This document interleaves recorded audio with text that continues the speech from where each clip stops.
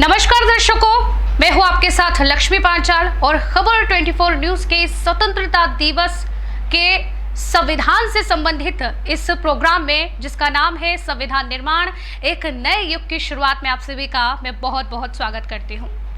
कल की कड़ी में हमने जाना कि संविधान जिसके जरिए हम आज भी चलते हैं, हमारा देश आज भी चलता है, उस संविधान का निर्माण के लिए सबसे पहले सभा का गठन कैसे हुआ। उसके बाद आज की कड़ी में हम जानेंगे कि किस उद्देश्य को लेकर के हमारा संविधान निर्मित किया गया, किन मुख्य बिंदुओं को हमने मुख्य केंद्र में रखा और उसके आधार पर पूरे संविधान को एक स्वरूप दिया जो आज भी हम पालन में लाते हैं। आज के इस रिपोर्ट में 13 दिसंबर 1946 का वो दिन हम याद करेंगे जब जवाहरलाल नेहरू ने संविधान सभा के सामने उद्देश्य प्रस्ताव पेश किया। यह एक ऐतिहासिक प्रस्ताव था जिसमें स्वतंत्र भारत के संविधान के मूल आदर्शों की रूपरेखा प्रस्तुत की गई थी और वह फ्रेमवर्क सुझाया गया था जिसके तहत संविधान का कार्य आगे बढ़ना था। इसमें भारत को एक स्वतंत्र संप्रभु गणराज्य घोषित किया गया था। नागरिकों को न्याय, समानता व स्वतंत्रता का आश्वासन दिया गया था और यह वचन दिया गया था कि अल्पसंख्यकों, पिछड़े व जनजातीय क्षेत्रों एवं दमित व अन्य पिछड़े वर्गों के लिए पर्याप्त रक्षात्मक प्रावधान किए जाएंगे। इन उद्देश्यों को रेखांकित करते हुए नेहरू ने भारतीय प्रयोग को एक व्यापक ऐतिहासिक संदर्भ में प्रस्तुत किया। इस अवसर पर बोलते हुए उन्होंने कहा कि उनकी नजर बरबस अतीत में हुए उन ऐतिहासिक प्रयोगों की ओर जा रही है जिनमें अधिकारों के ऐसे दस्तावेज तैयार किए गए थे। 13 दिसंबर 1946 को अपने भाषण में जवाहरलाल नेहरू ने कहा था, मेरे जहन में बार बार वे सारी संविधान सभाएं आ रही हैं जो पहले यह काम कर चुकी हैं। मुझे उस महान अमेरिकी राष्ट्र के निर्माण की प्रक्रिया का ख्याल आ रहा है जहां राष्ट्र निर्माताओं ने एक ऐसा संविधान रच दिया जो इतने सारे सालों, 1.5 सदी से भी ज्यादा समय तक काल की कसौटी पर खरा उतरा है। उन्होंने एक महान राष्ट्र गढ़ा जो संविधान पर आधारित है। इसके साथ ही मेरी नजर उस महान क्रांति की ओर जाती है जो 150 साल पहले एक अन्य स्थान पर हुई थी। मुझे उस संविधान सभा का विचार आता है जो स्वतंत्रता के लिए इतने सारे संघर्ष लड़ने वाले पेरिस के भव्य खूबसूरत शहर में जुटी थी। उस संविधान सभा ने कितनी मुश्किलों का सामना किया था और किस तरह राजा व तमाम अन्य अधिकारी उसके रास्ते में रोड़ा बन रहे थे। इतिहास के ये सारे अध्याय बरबस मुझे याद आ रहे हैं। सदन इस बात को याद रखेगा कि जब इस तरह की मुश्किलें आई और जब उन संविधान सभाओं के लिए कमरा तक नहीं दिया जा रहा था तो उन्होंने टेनिस के खुले मैदान में सभा की थी और एक शपथ ली थी जिसे टेनिस कोर्ट की शपथ के नाम से जाना जाता है। उन्होंने राजाओं व अन्य ताकतों की रुकावटों के बावजूद अपनी बैठकें जारी रखी और तब तक वहां से नहीं हिले जब तक उन्होंने अपना काम पूरा नहीं कर लिया। मुझे विश्वास है कि हम भी उसी शुद्ध भावना से यहाँ इकट्ठा हुए हैं और चाहे हमारी बैठक इस कक्ष में हो या कहीं और हो, चाहे खेतों में हो या बाजार में, हमारी बैठकें तब तक जारी रहेंगी जब तक हम अपना काम पूरा नहीं कर लेते।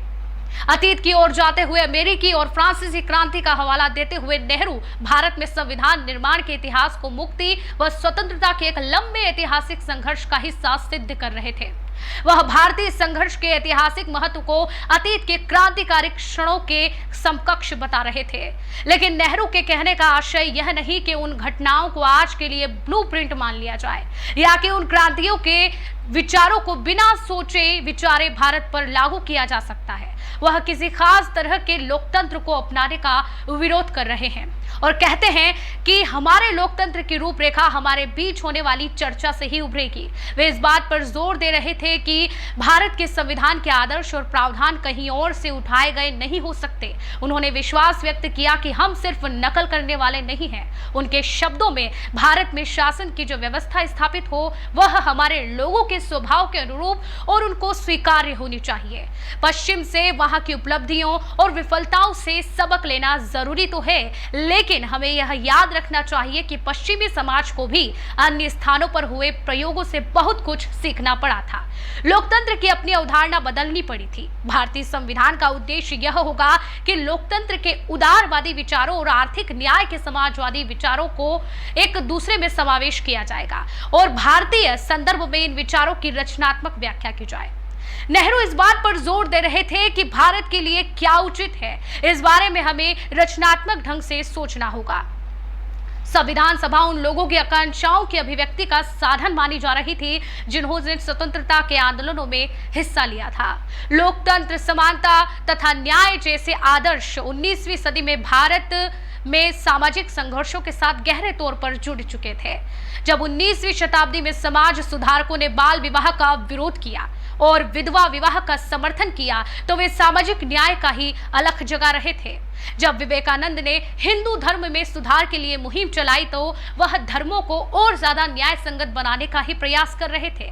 जब महाराष्ट्र में ज्योतिबा फुले ने दलित जातियों की पीड़ा का सवाल उठाया तो कम्युनिस्ट और सोशलिस्ट ने मजदूरों और किसानों को एकजुट किया तो वे भी आर्थिक और सामाजिक न्याय के लिए ही जूझ रहे थे। एक दमनकारी और अवैध सरकार के खिलाफ राष्ट्रीय आंदोलन अपरिहार्य रूप से लोकतंत्र व न्याय का, नागरिकों के अधिकारों और समानता का संघर्ष भी था। जैसे जैसे प्रतिनिधित्व की मांग बढ़ी, अंग्रेजों को चरणबद्ध ढंग से संवैधानिक सुधार भी करने पड़े। हिस्सेदारी बढ़ाने के लिए कई कानून जिसमें 1909, 1919 और 1935 पारित किए गए। 1919 में कार्यपालिका को आंशिक रूप से प्रांतीय विधायिका के प्रति उत्तरदायी बनाया गया और 1935 के गवर्नमेंट ऑफ इंडिया एक्ट के अंतर्गत उसे लगभग पूरी तरह विधायिका के प्रति उत्तरदायी बना दिया गया। जब गवर्नमेंट ऑफ इंडिया एक्ट के तहत 1937 में चुनाव हुए तो 11 में से 8 प्रांतों में कांग्रेस की सरकार बनी। 13 दिसंबर 1946 को नेहरू जिस कल्पना की बात कर रहे थे वह एक स्वतंत्र संप्रभु भारतीय गणराज्य के संविधान की कल्पना थी। यह कल्पना तक था, लेकिन कैसे संविधान के इस सिलसिले को आगे बढ़ाया गया और उन उद्देश्यों को ध्यान में रखते हुए कैसे हमारे अधिकार निर्धारित हुए, किन लोगों का कैसा अधिकार होना चाहिए, किन महिलाओं को किस प्रकार का अधिकार मिलना चाहिए, बच्चों के लिए किस प्रकार के अधिकार होने चाहिए, जिस प्रकार से उस समय दलित, पीड़ित जो व्यक्ति थे, समाज थे, पिछड़े हुए वर्ग थे, उनको क्या अधिकार मिलना चाहिए, यह कैसे सब सफल हुआ और कैसे उन अधिकारों का चयन हुआ, कैसे इन पर बहसें हुई और मुसविदों पर कैसे कैसे काम को सुधारने का काम समितियों ने किया। हम आपको खबर 24 न्यूज़ के इस स्पेशल स्वतंत्रता दिवस के इस प्रोग्राम के संविधान निर्माण एक नए युग की शुरुआत की अगली कड़ी में बताएंगे। तब तक के लिए खबर 24 न्यूज़ के साथ बने रहिए।